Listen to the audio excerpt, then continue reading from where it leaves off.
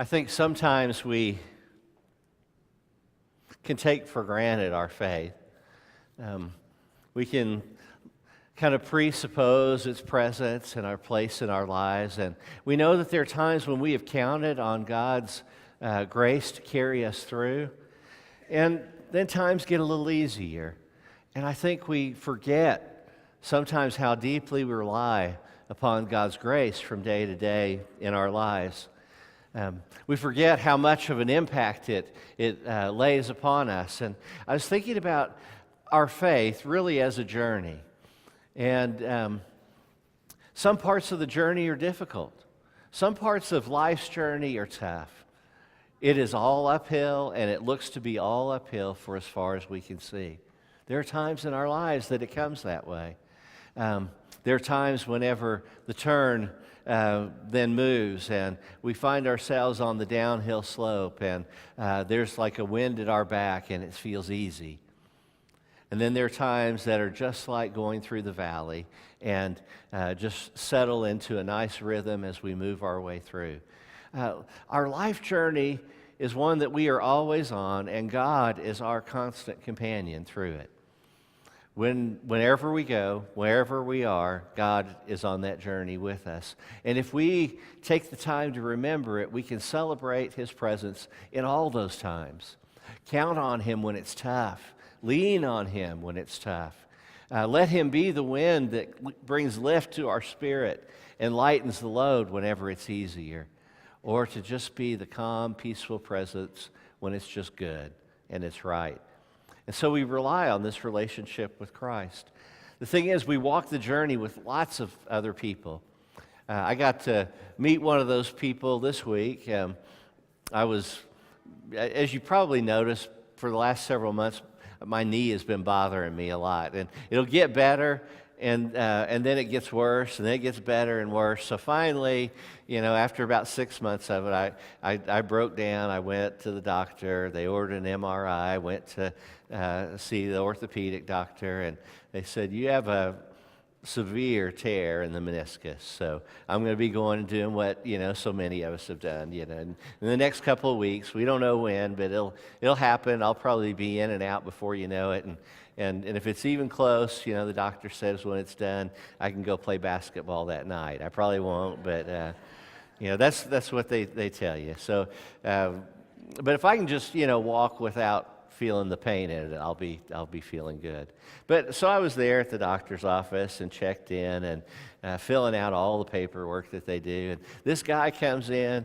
I mean, he's just as happy as could be. And he sees me from across the room, and he's, hey, I know you, don't I? And I don't know him from anybody. And and I said, well, I don't know. How do we know each other? And he said, well, you're in that church and you play guitar, right? And I said, oh, yeah. So, we know each other. And he said, oh, yeah, Judge Brower, he's played with everybody in Chickasha at one time or another. And, is he still playing with Greg and, all this stuff? And he says, yeah, and I just, I think it's so great you have your two sons up there playing with you. And I don't think he meant Tim. I don't, but I think, because Thomas is in and out and plays with us sometimes, but he was counting Skylar as my other son. So I told Skylar I'd gladly embrace him, bring him in, but, and of course, he had to tell me about him playing guitar and, everything in his life and everybody else there. I mean, I think he found a way to talk to everybody who was in the waiting room. And, but, we share this journey with a lot of other folks, and sometimes we don't even know, we don't know them until we get to meet them. Sometimes we don't know even what the closest friends that we have are going through sometimes. There are difficulties that we face in our journey, and sometimes we face those kind of alone and privately. Sometimes we don't want to burden people down.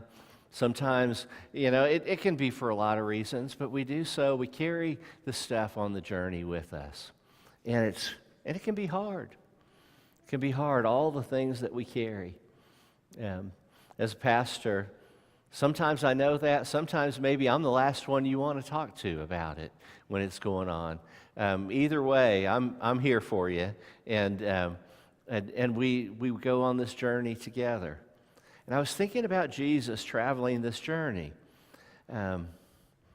Jesus comes to Jerusalem riding on a donkey or a colt or both together. I don't know how you ride both together, but that's what it said.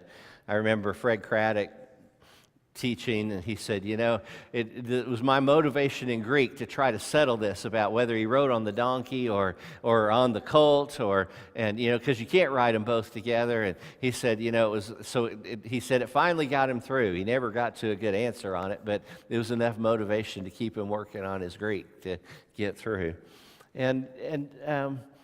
But he comes riding in, and either way, in whatever manner, we know it's a sign of humility that Jesus comes riding in, either on the colt or the donkey.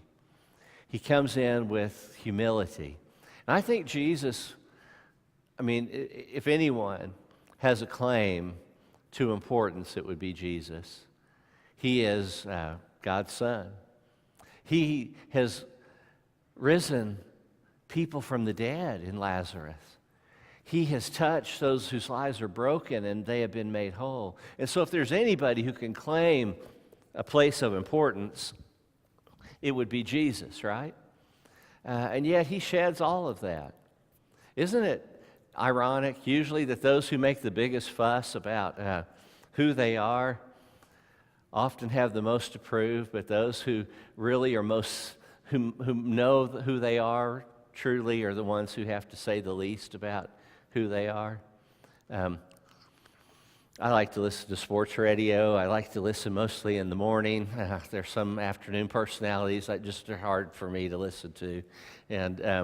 But one of them was just going on about how every time this other former athlete broadcaster just has to tell everybody about all that they've done, in their life. And I thought, of all the people to go after somebody, this is the person who always reminds you how much baseball they played and college football and, all the places they were. And I thought, it's just crazy. It's crazy. You know who I'm talking about, but it doesn't matter. He'll probably come beat me up next Sunday, right? But Jesus is one who's not invested in that. He's not invested in any of that because he knows his true self. And so he's not carrying any baggage like that. Jesus is kind of the opposite of the way we travel when we travel, right?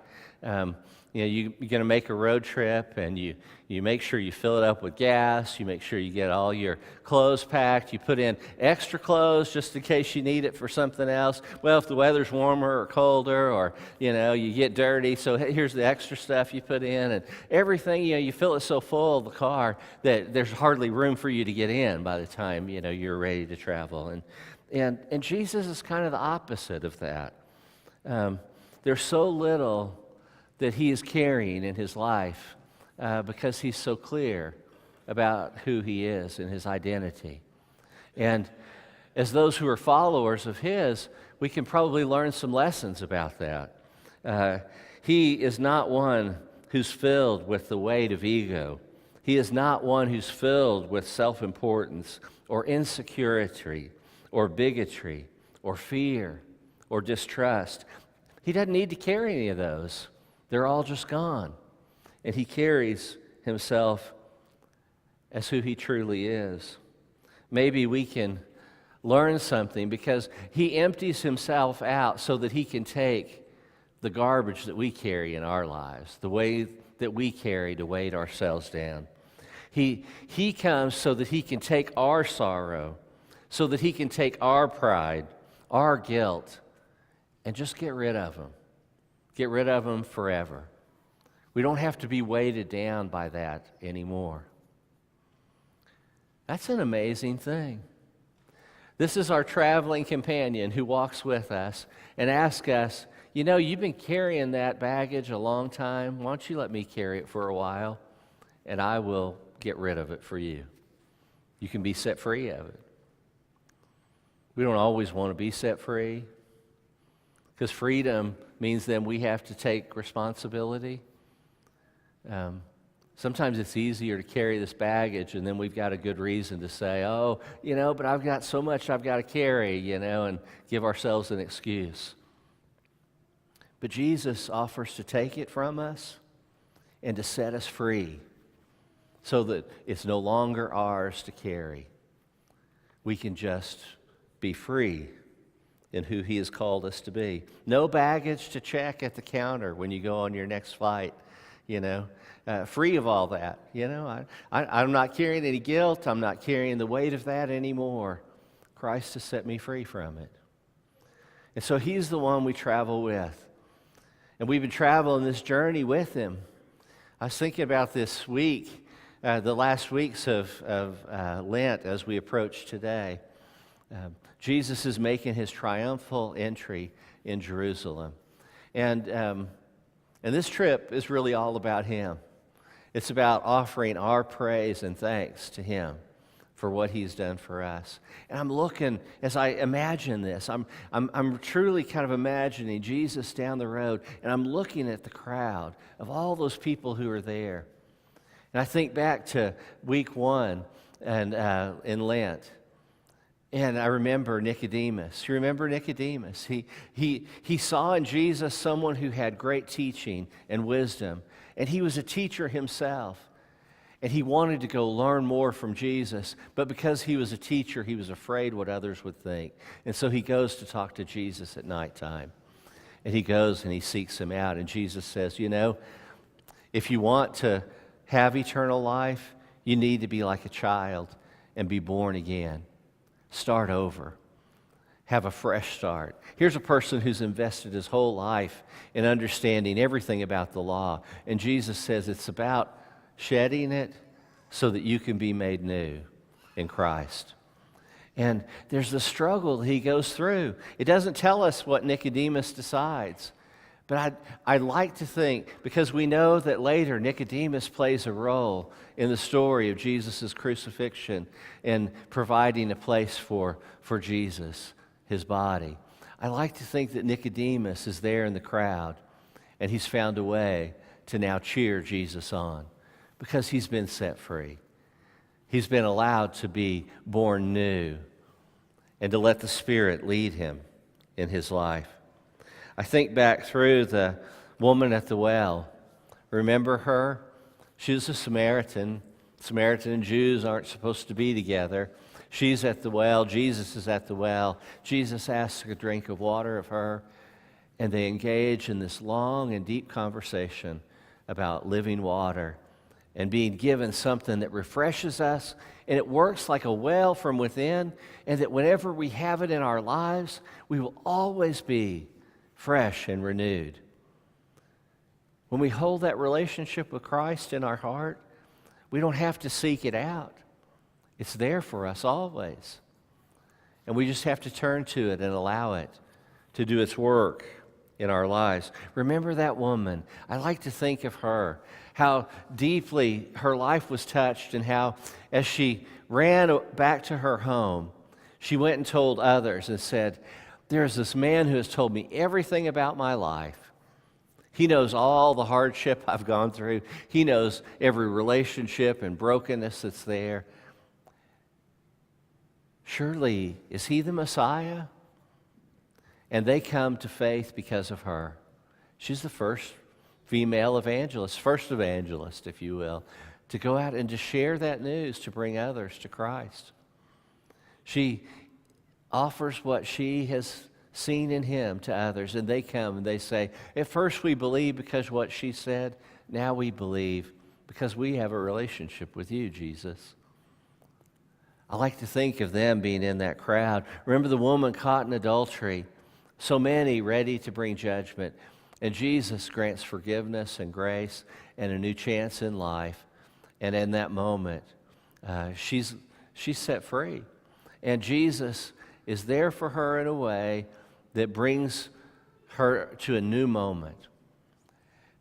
There's no way she's not there. I mean, Jesus has given her so much in her life, there's no way that she is not there cheering him on, saying, look at what he has done for me. The man who was born blind, remember him? Every day, go out to beg to get whatever help he could get. And Jesus gives him sight, tells him to covers his eyes with mud and to go wash. And as he washes them, he's able to see. And when he's able to see, everybody else brings judgment against him. Jesus, remember, kind of leaves the scene, and he's left there to defend what's happened to him. And everybody wants to come up with some big reason about it. And he said, all I can really tell you is that I was blind, and now I see. He was given new sight, a new chance at life. Can you imagine how appreciative he is of Jesus? Never able to see color, and he's able to see it. Never to see the face that he has touched of his mom since he was a child. He can feel her face, he knows the voice, but now he can see it. So much appreciation. He's got to be there, cheering Jesus on. Mary and Martha, we know Mary and Martha with Jesus an awful lot of the journey. They're helping take care of the needs of the disciples, providing dinner when they were in town, and housing for them. Mary and Martha are there with their brother Lazarus, who Jesus brought back to life. I can't imagine the joy that they feel and the celebration they feel as Jesus enters into Jerusalem, the one who's given them everything new again. And so they all stand in the crowd cheering. And as I look between their faces, I see yours, and I see mine, bringing our songs of praise to Jesus, who has touched our hearts, who has taken the burden we carry and set us free from it, who's made our lives whole, and who stands with us even in these moments of brokenness that we experience. He is there with us, not letting us be alone. We can always count on him. And so we have him on our journey with us, and we get to walk it with him.